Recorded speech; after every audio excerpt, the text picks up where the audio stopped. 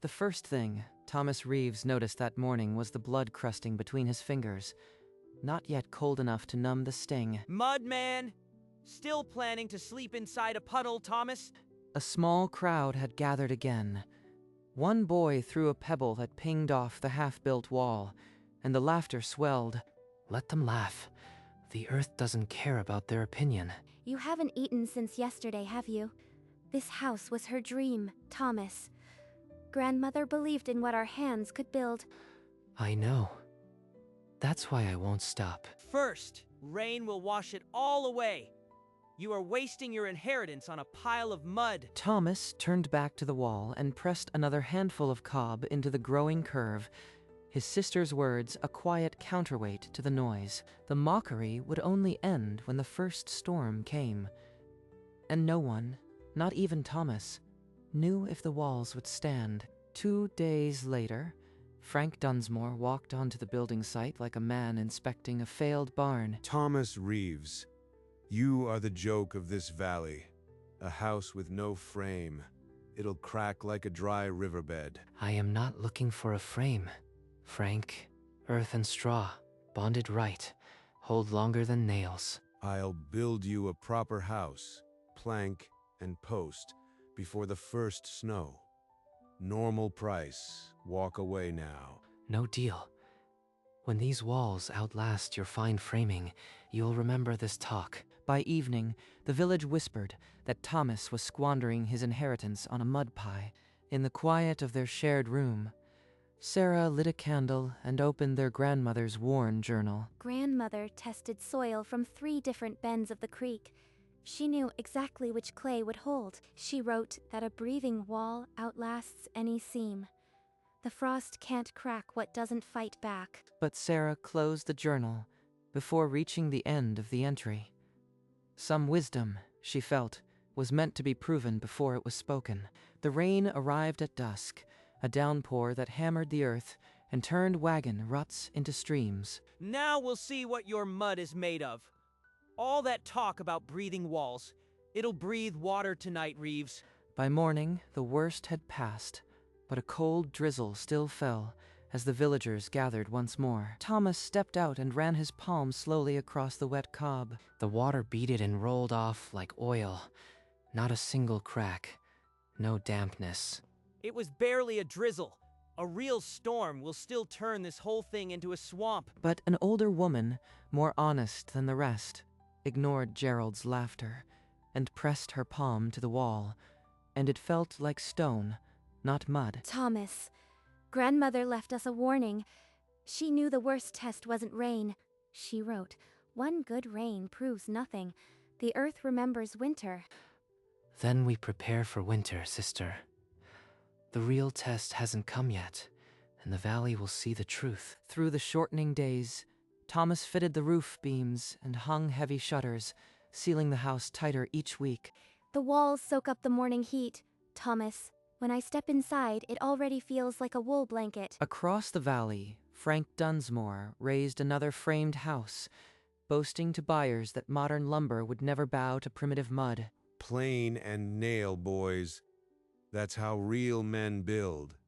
Not stomping in a mud hole like an animal. The old-timers studied the sky and then said the coming winter would be the cruelest the valley had seen in 4 decades. I've read the rest, Thomas. Grandmother's full recipe. She mixed clay from the east bank, only that bank, and stacked the cob in a single continuous mass. No seams for frost to find. Her house stood 70 winters in the next county. The walls never cracked because they moved with the earth. Then we have what we need. A design that outlasts their frames, proven by our own blood. Sarah gathered the last of the firewood, and Thomas laid the final stone on the hearth. The house stood closed, still and waiting. Outside, the wind was already changing direction, and the first hard frost had not yet fallen. A week into winter, the sky opened and let down a snow that buried fences and bent the limbs of the oldest pines. Thomas dug out the door of his little cob tool shed and found the water bucket inside unfrozen. The walls held the day's thin warmth. That little hut don't prove nothing. Snowpack's different on every slope. Wait till a real roof load hits it. Inside Frank's new frame house, a draft slid under the door and lifted the curtains like a slow breathing. These seams need more caulk. My wife says the floor near the pantry feels like a frozen stream. By morning, a thin line of frost had grown through the joint between two wall planks, splitting the paint like a needle. Look, Thomas, frost only where the window met the frame. Not a single cold breath from the walls themselves. I added only 2 sticks before bed, and the stove still holds heat like a banked oven. The earth is working. It's holding. More than I dared hope. If it stands firm through the next cold, maybe they'll see. But the deep cold had not yet arrived, and the village still wagered against the mud. The temperature dropped 30 degrees in 4 hours, freezing every water barrel and bursting the town's shallow pipes. Families woke to stoves that ate woolen gloves worth of wood and still left frost on the windowsills. In Frank's own home, the bedroom wall wept frost from every nailhead, a lace of ice growing where the planks met. I'll double the caulk when the weather breaks. This is a hard winter. Nothing more. A good frame holds. Thomas, the walls are holding every degree. I've never slept in a house so even. No cold drafts, no hot spots. It's the thickness. No seam for the cold to work through. Grandmother knew it better than any engineer. Across the valley, neighbors' wood piles shrank to nothing, and the axe marks on the chopping block grew deeper before noon. A man with good joinery doesn't panic over a cold snap. My houses will stand just fine. But in the Cobb house, the fire required only a few sticks, and the heat stayed long after the coals died. The real test hasn't even started, Thomas. The north sky is already darkening again. A warm tongue of wind swept through the valley at dawn, melting the crust, and then the freeze returned with such suddenness that the ground groaned. By nightfall, the ice had expanded in the mortar of Frank Dunsmore's foundation, opening a crack that ran from the stone sill to the floor joist. A hard winter stretches any house, but this crack is clean through the stone. It shouldn't have moved. Inside the Cobb house, Gerald Haskins had entered to fetch a borrowed auger and stopped dead. Warm. How is it this warm? Your stove's barely lit. He pulled his hand back as if burned, but the damage was done. The certainty had cracked in his face. Frank arrived an hour later, walking around the outside of the Cobb house in silence, tapping the wall with the back of his hammer. No cracks, no frost heave. The whole thing moves like one solid bone. I can't explain it. Grandmother's note. A breathing wall doesn't fight the frost. It bows and waits. The earth beneath it never forgets how to hold. The Cobb house had passed through the freeze without a single crack, but the worst of winter still lay ahead. The blizzard arrived without warning, a white fist that erased the landmarks and silenced the axe in the woodlot. Frank Dunsmore's roof groaned under the weight, a main beam splitting with a crack that echoed like a musket shot. Take the children to the town hall. Now. The roof won't hold another hour. By midnight, the hall was full of families, the floor already glazed with frost where the drafts slipped through. But in the Cobb house, the stove held steady, and the walls pushed back the cold as if the storm didn't exist. The village saw Frank standing outside the hall, snow on his shoulders, staring at the dim Cobb house window across the field. A rumor was already moving. The mud hut was the only building in the valley without ice on the inside walls. The Plank King's own roof won't last the night. The seams are splitting in 6 places already. The cold was a predator now, and Frank's pride was the last wall between him and the Cobb door. He had not yet walked to the mud house, but the distance was closing with every degree the temperature dropped. At 3 in the morning, Frank Dunsmore left the shelter of the town hall and fought through drifts that reached his chest. He pounded on the Cobb door with a numb fist. The wind swallowed the sound, but Thomas heard. Frank? You are the last man I expected to see shivering on my step. My roof's gone. My family is in the hall. I need shelter, Thomas. I couldn't stand the cold another hour. The warmth hit Frank like a wall, a dense heat that made his frozen beard drip. I was wrong about your mud. The whole house breathes like a living thing. Sit down, Mr. Dunsmore. Here, warm your hands on this broth. Thomas, what's in the clay? Why doesn't it crack like my foundation? The clay from the east bank, but the kneading is the secret. Without it, the cob won't breathe. But the full recipe stayed hidden, and the storm had not given its last answer. Frank stayed 2 days as the storm buried the valley deeper. He watched the cob stove eat a few sticks and hold warmth until morning. Half the wood I'd burn, and the floor doesn't draw cold. My own house was a sieve. Sarah, he's seen what this house can do. Should we trust him with the rest? Not yet. He needs to prove his pride is dead, not just frozen. The recipe stays between us. That evening, Frank woke from a doze to the sound of Sarah reading aloud to Thomas from the old leather journal. The wall that breathes does not freeze, for the cold cannot find a seam to enter. Grandmother wrote it 70 years ago. When the blizzard finally tore itself apart, Frank pulled on his frozen coat and stood at the door, his face heavy with something he wouldn't say. I'll come back with a proposal, Thomas. You've earned more than an apology. As he trudged toward the village, half a dozen faces pressed to frosty windows.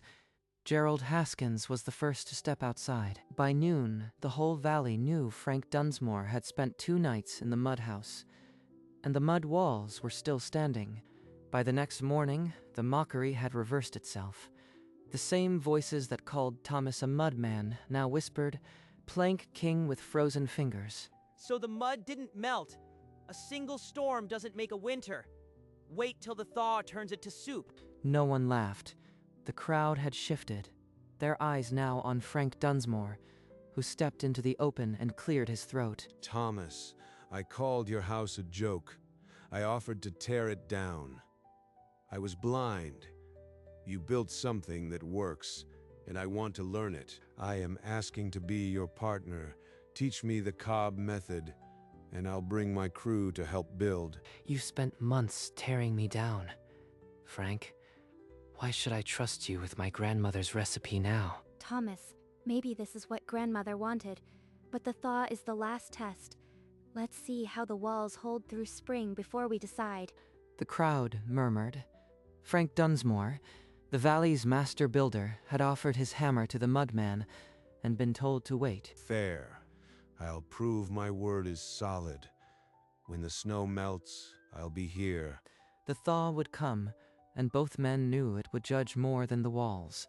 It would judge which of them could truly listen. March thaw sent meltwater racing across the valley, pooling ankle-deep against the cob foundation. Sarah had dug the drainage trenches a month ago.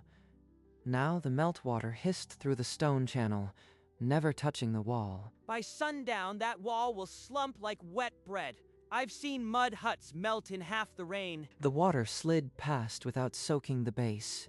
The thick cob repelled it like oiled leather. By morning, the ground had dried, and the walls showed no slump, no crack, no softness. Grandmother wrote in the margin, "Build on stone and let the water run past, not through. The earth beneath your feet is your roof." She knew every mistake I'd ever make. Your grandmother solved drainage before I built my first sill. Gerald Haskins stood at the edge of the crowd with nothing left to say. The old-timers who'd bet on collapse turned and walked home. The cob house had passed through rain, freeze, blizzard, and thaw. No framed building in the valley could claim the same. But the recipe remained with Thomas and Sarah, and the town meeting that would decide its future had not yet been called. The thaw proved it, Thomas. Let me fund a cob school. I'll gather the workers and the timber for roofs. You teach the walls. A school would mean giving the recipe to strangers. Once it's out, we can't take it back. That night, in the quiet of the cob house, Sarah and Thomas argued about trust and legacy. Grandmother wrote this recipe to outlast her. Keeping it locked up would make the cold win next winter. Then we teach it. But we need the town to stand behind us, or every new wall will be mocked before it's even dry. Meanwhile, Gerald moved from house to house, whispering that a mud wall could collapse on a child, that no engineer had inspected the structure. His words spread faster than the meltwater. The mud hut might be a death trap, and Thomas Reeves had no right to teach anyone. Gerald's poison has enough ears now. We need a town meeting. Let the valley see the facts and decide. The meeting was summoned for Friday evening. Every household invited to weigh in. Thomas, Sarah, and Frank would stand together for the first time, but nothing about the evening was certain. This cob is nothing but dried mud. No codes, no frame, no inspector will ever pass it. You are asking us to trust a dirt pile. I spent 30 years cutting timber and driving nails. Nothing I built last winter stayed warm. That cob house did. I was wrong. Our grandmother's journal describes a cob house in the old country that stood 100 winters. The secret is in the kneading and the clay. She read the passage aloud, a description of walls that moved with the earth, thickened by years, never breached by frost. A young mother near the back stood up, her woolen shawl pulled tight, and asked a question that changed the room. Her voice wavered, but carried to every corner. My baby's crib was frozen to the wall last winter. If your mud can stop that, teach us. The vote failed to condemn Cobb, and on a plain sheet of paper laid on the clerk's table, families began to write their names. 11 families. More than we hoped. They'll see the truth once they feel the wall under their own hands. The workshop was now a promise. The recipe would be taught, and the valley would never build the same way again. On the first morning of the workshop, the ground was still sodden from the thaw, but a dozen boots stood in a circle around the clay pit. The earth under your feet is the strongest building material in this valley. Today you'll learn to trust it. Knead it with your feet until your toes can't tell straw from clay. Then it's ready to hold. Grandmother's measure, 2 parts sand, 1 part clay. Add straw just until the mass won't slide off your palm. The young mother from the meeting worked beside her husband, her hands buried in the mixture, a quiet fierceness on her face. Even Gerald's nephew, sent to sneer, found himself stomping barefoot in the trough, the rhythm of the work loosening his scorn. I've built 100 walls with a hammer. This one builds itself. The earth remembers what hands want it to be. By dusk, the small addition to the drafty cottage was closed, its thick walls drying under the last light. That night, the young mother lit a fire in the little room.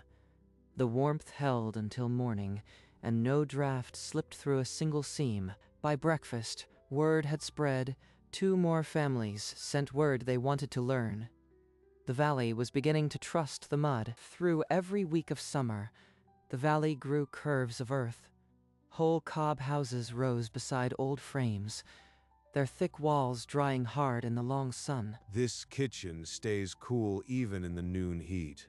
My wife says she never wants to go back to planks. Gerald Haskins watched the work from his porch, his own shack groaning in a light wind.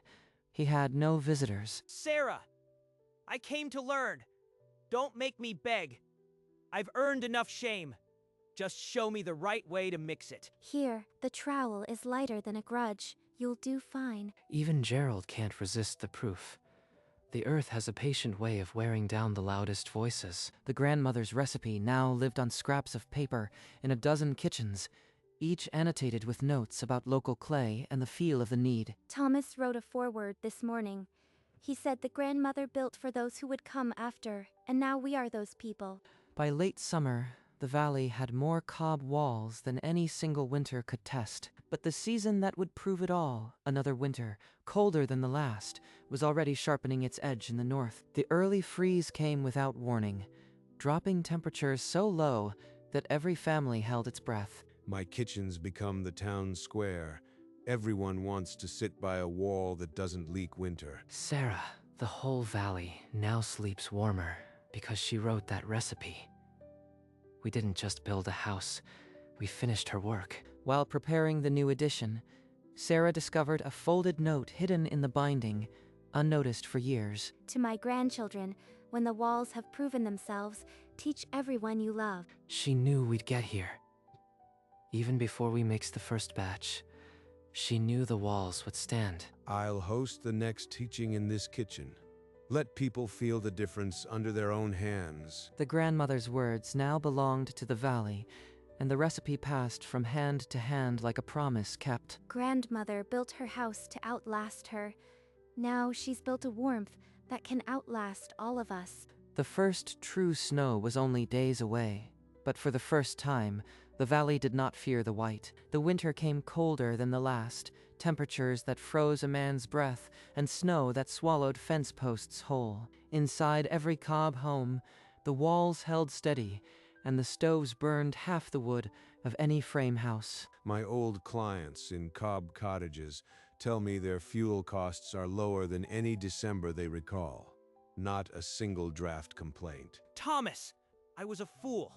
This cob room stays warm with a handful of kindling.